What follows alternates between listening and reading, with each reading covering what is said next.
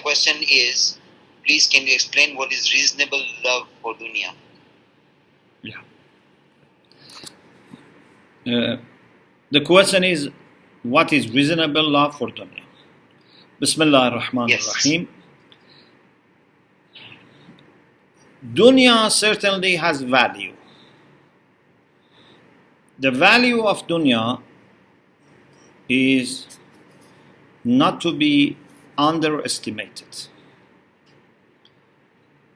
You know the hadith from Imam Ali alayhi salam, when he saw someone was depriving himself and his family from reasonable pleasure of dunya, reasonable comfort of dunya. He had a very difficult life and was making also life difficult for his family. And when people complained to Imam Ali talked to him and he started blaming dunya. And Imam Ali said, أيها الضام للدنيا المغرور بغرورها. Or the one who blames dunya, but he himself is deceived by dunya.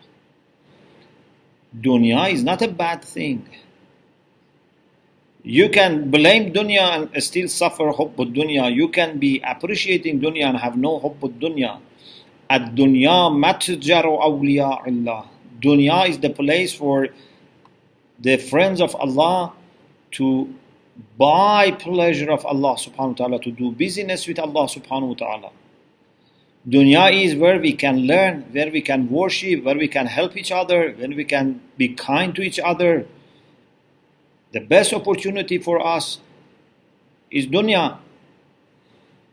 Because in akhirah, we are not able to change our behavior, to change our situation. Dunya, al-yawm amalun wala hisab, wa ghadan hisabun wala amal. So this is the time that we have for action. So, if we love dunya as an opportunity for improving ourselves, for doing good, for bringing good, this is good. This is reasonable love for dunya. If I eat, I drink, I have dress, I have rest, I have house, I have a means for transportation that would help me in having a healthy, comfortable, but at the same time a spiritual life, that's good. But if dunya becomes my end, my purpose,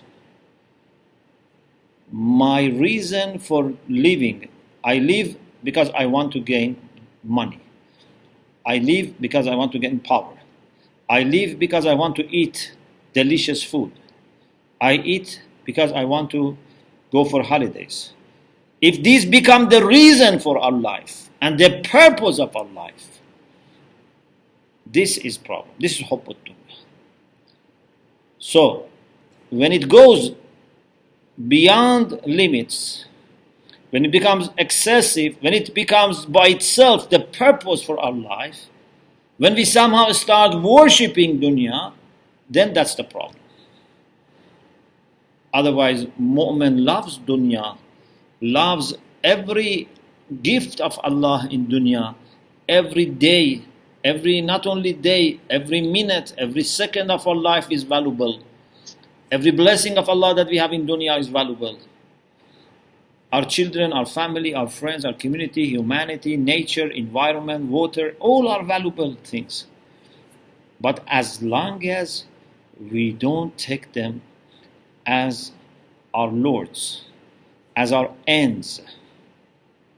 Amir al-Mu'minin salam says in Nahj al-Balagh that man absara biha bassarathu.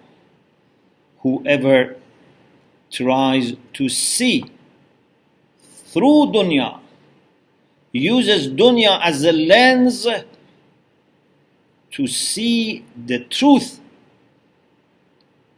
he can benefit from dunya. And dunya make him able to realize many, many things. Where do you learn history? Where do you learn hikmah? Where do you learn knowledge? In dunya. But man absara ilayha a'mathu.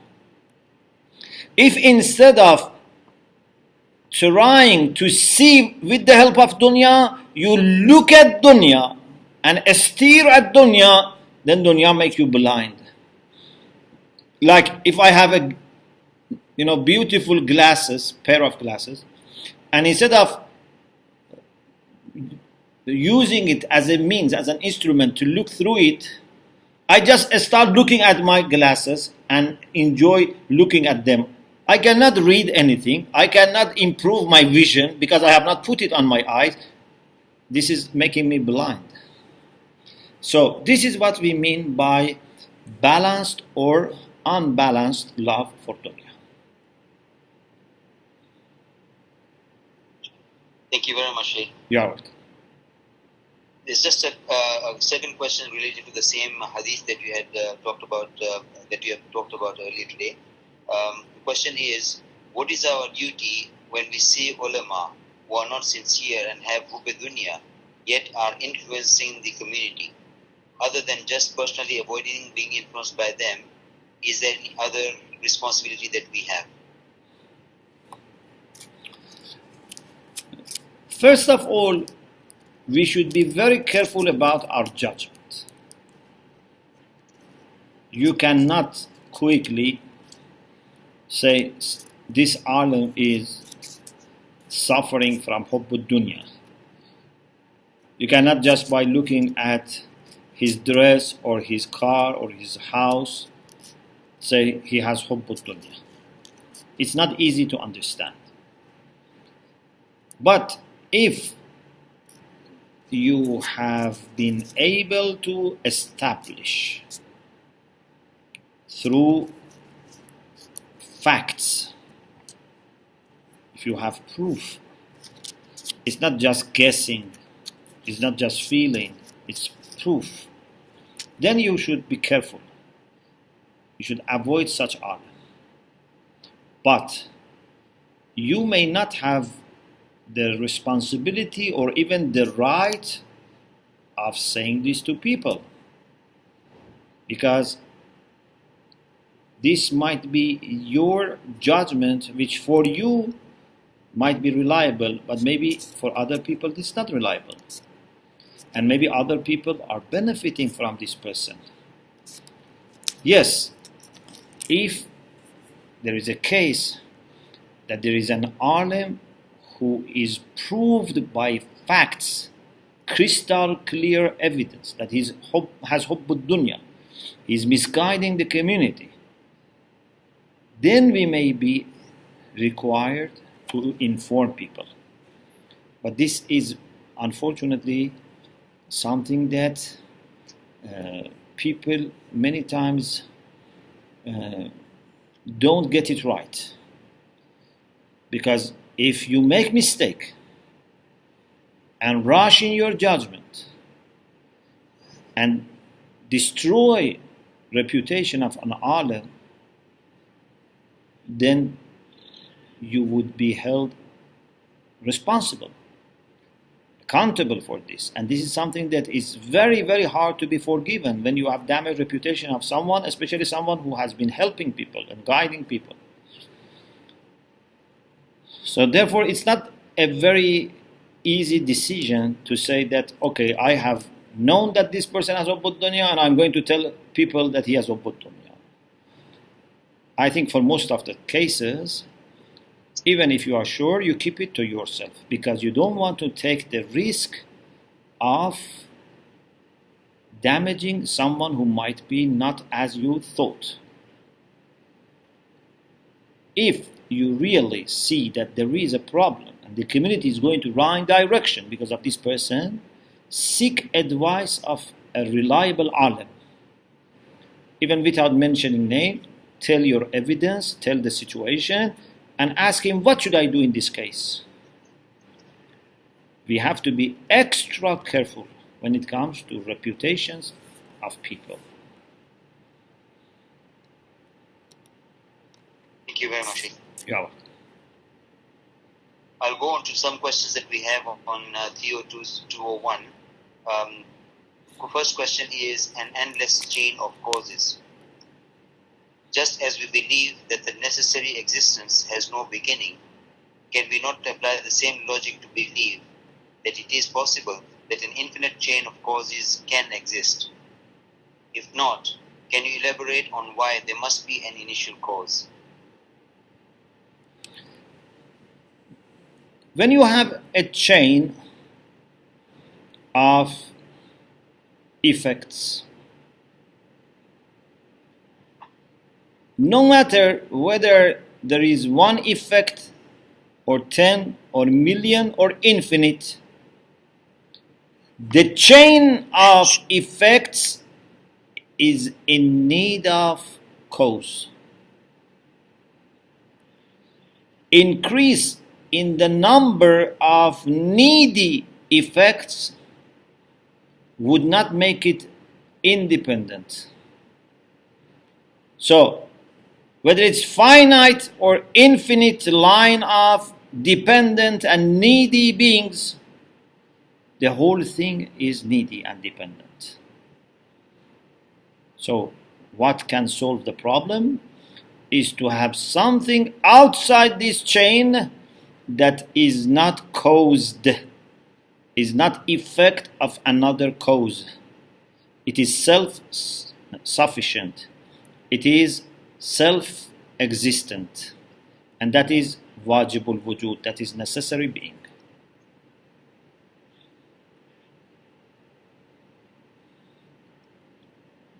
Thank you, Sheikh. You're welcome. So question number 2 on Theo 201, attribute of action. When considering the attributes of action, a question that may be raised is that, is God not limited by the presence of creation to manifest such attributes such as the creator and the forgiver? Is God dependent upon his creation to demonstrate some of his attributes?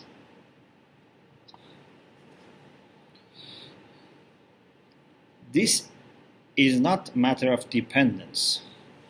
Every effect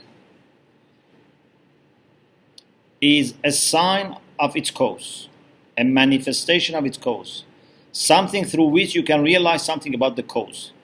But this doesn't mean that the cause depends on this. For example, when I see the smoke, I realize that there is fire. So my knowledge of fire depends on my knowledge of smoke, but fire doesn't depend on smoke. A smoke depends on fire. So you have to distinguish between knowledge of something and existence or reality of something. Existence of a smoke depends on fire, but knowledge of fire can depend on a smoke. This is called burhan enni, when we move from ma'lul to illah, from effect to the cause.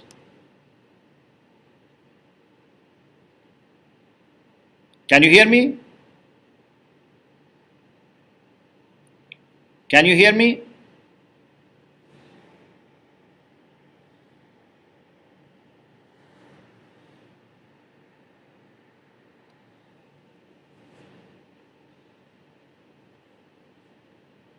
The problem.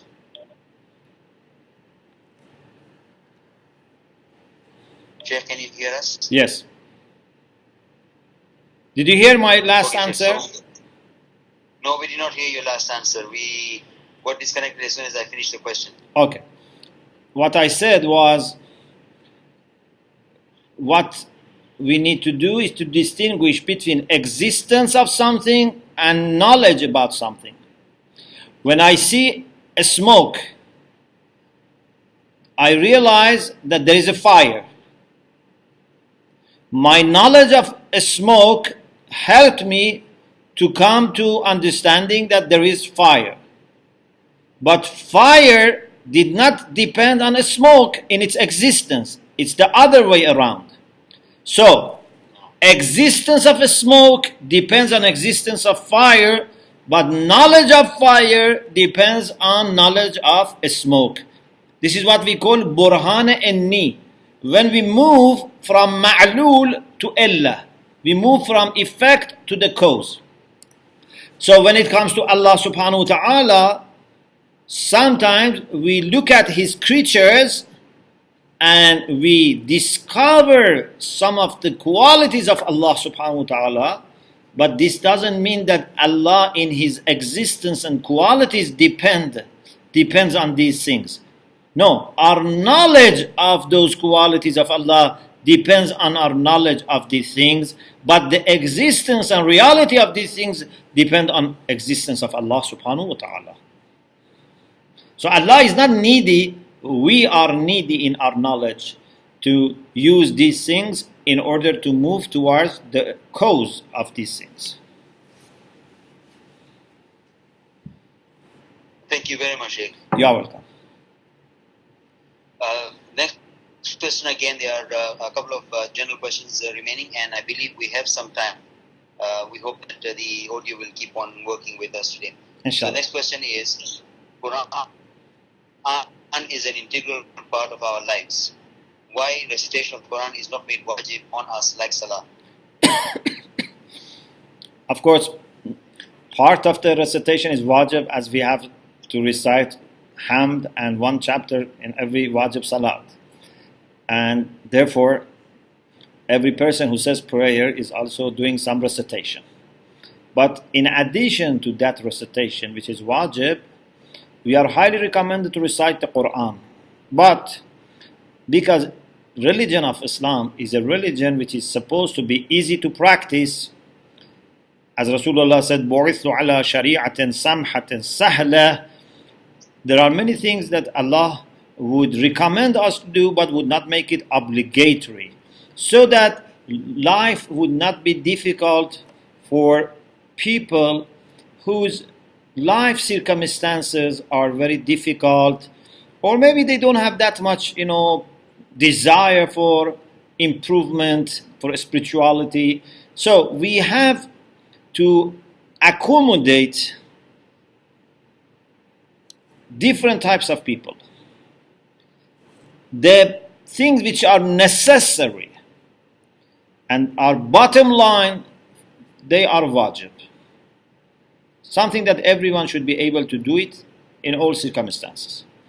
Then, when we want to go higher, then we should have other sets of instructions which are recommended for people who have more ambitions. So, this is why in Usul al-Fiqh, inshallah, when you study Usul al-Fiqh, we say, in every command, whether it be obligatory or recommended, there is maslahah, there is interest. But sometimes that maslahah is mulzimah, sometimes is not mulzimah. When the interest is something without which you cannot gain perfection, it becomes wajib. When there is maslahah that without which still you can become perfect, but maybe it takes longer, or maybe it limits the level of your perfection, then it is mustahab. So both wajib and mustahab have maslahah. But how much maslahah is there makes it either wajib or mustahab.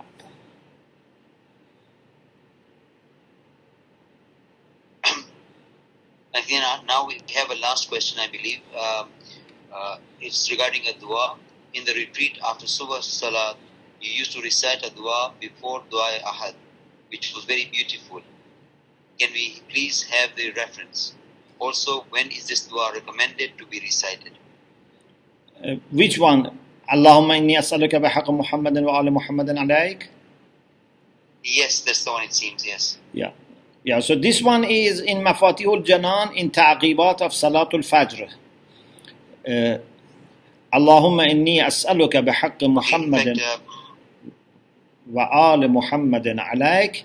صل على محمد وآل محمد واجعل النور في بصري والبصيرة في ديني واليقين في قلبي والإخلاص في عملي والسلامة في نفسي والسعة في رزقي والشكر لك أبدا ما أبقيتني. Inshallah, you can find it in Mafatih, and if needed, I can also send you the text. So basically, we ask Allah subhanahu wa ta'ala to give us light in our eye, means to be able to have vision, and to have basira in our religion, to have health in our nafs, which means to be pure in our nafs. And we ask for yaqeen, we ask for shukr. It's very beautiful dua and very short, recommended after Fajr prayer. Thank you very much. In fact, on the text of the screen for the person who has asked this question, the dua has been put in there. Also on our Telegram, the dua has also been posted, and we have Sheikh's comments on this also. Thank you very much, Sheikh. Again brings memories of the retreat that we had and the various interactions that we had with you, including this dua. We pray that we get more and more opportunity to interact with you. This was the last question, and we would like to now, if we have some time and if audio continues, would you like to proceed with the introduction with everybody? Yes. Okay.